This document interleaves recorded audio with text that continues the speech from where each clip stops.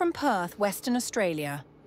Today we will explore a unique part of Western Australia called Fremantle, or Freo, as the locals call it. To reach Fremantle by public transport, I took the Fremantle line train from Perth City.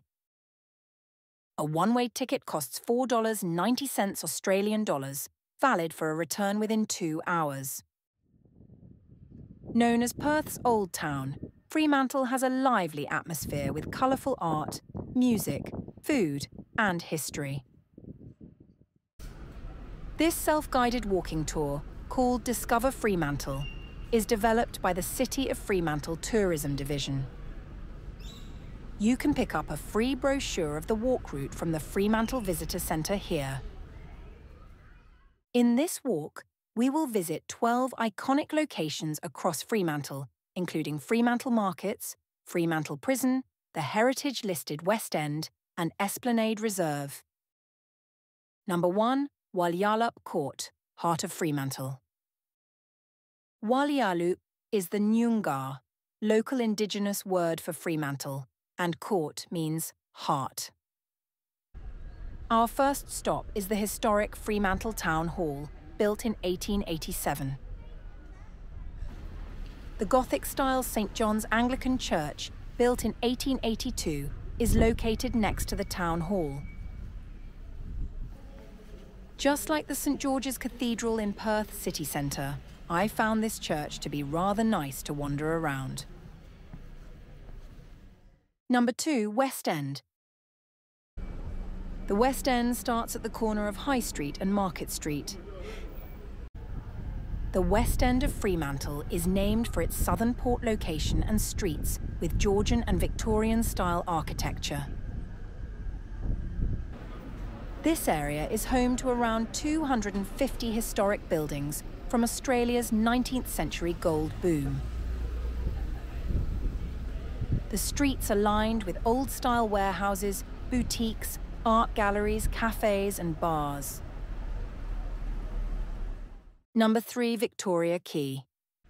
VictoriaQuay overlooks Fremantle Harbour, Western Australia's largest port and the departure point for ferries to Rottnest Island and Perth river cruises. Look for the bronze statue of CYO Connor, Western Australia's first engineer-in-chief. Connor is known for the Goldfields water supply scheme and starting the harbour's construction in 1892.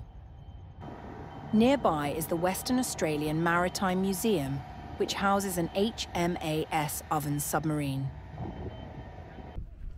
From VictoriaQuay, we follow the railway track southwards towards the Roundhouse. Number 4, Roundhouse and Whalers Tunnel. The Roundhouse, built in 1831, was Western Australia's first public building. Originally a jail, it also served as living quarters and a storage facility. Entry to the Roundhouse is free, donations are welcome. Under the Roundhouse, we can also walk through the Whalers Tunnel, built in 1837 to connect the beach to the town. From the Whalers Tunnel, we continue down south towards Kidogo Arthouse. Number 5, Kidogo Arthouse. Built in 1884 on reclaimed land, this former kerosene store held flammable goods near the jetty for easy offloading from ships. At the time, kerosene was used extensively for street lighting and heating. Today, Kidogo Arthouse is a popular art gallery. From the Kidogo Arthouse, we continue down the pathway towards BathersBeach. Number 6, BathersBeach, Manjaree. Known as Manjaree to the Whadjuk Noongar people, this area was an important trading spot. It is now a great place to swim, eat, and relax. From BathersBeach, we continue south towards the FishingBoatHarbour. Number 7, FishingBoatHarbour. This is a busy harbour known for its seafood restaurants and boardwalks. You can see several sculptures by local artist Greg James, like this work titled Bella. The restaurants along the fishing boat harbour are great places to enjoy some food and refreshments. After a satisfying meal, we cross the railway tracks and head east to the WA Shipwrecks Museum. Number 8, WA Shipwrecks Museum.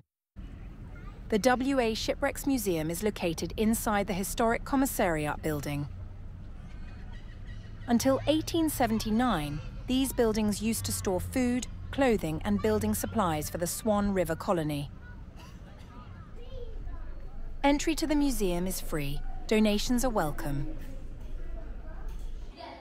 Known for its maritime archaeology, the museum has exhibits on shipwrecks found along the Western Australian coast. I had a wonderful time learning about shipwrecks in this museum. From the WA Shipwrecks Museum, we follow the coastline towards the EsplanadeReserve. Number 9, EsplanadeReserve and Old Shoreline. This area was reclaimed from the sea in 1900. 100 Norfolk Island pines, planted in 1908, now form part of Fremantle's iconic skyline. The family-friendly Esplanade Youth Plaza opened in 2014 and features a skate park. Number 10, Fremantle Markets. The Fremantle Market was established in 1897. Today, this lively market has over 150 stalls selling art, fashion, street food and fresh produce. It is open on Fridays, Saturdays, Sundays and public holidays only. From Fremantle Markets, we walk east for about 700 metres towards our next location. Number 11, Fremantle Prison.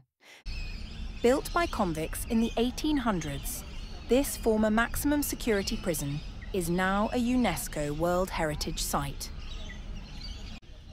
Entry to the gatehouse, which includes the visitor centre, prison gallery, gift shop and cafe, is free and open daily from 9 AM to 5 PM.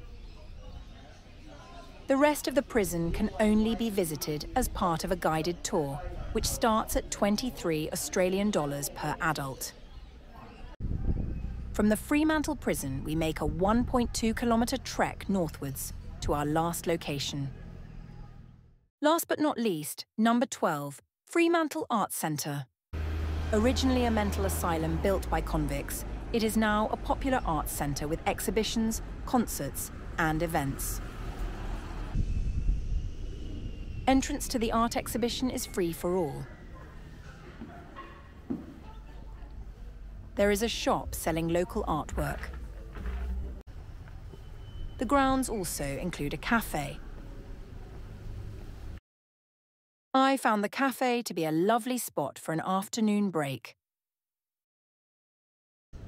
Thank you for accompanying me on this walking tour.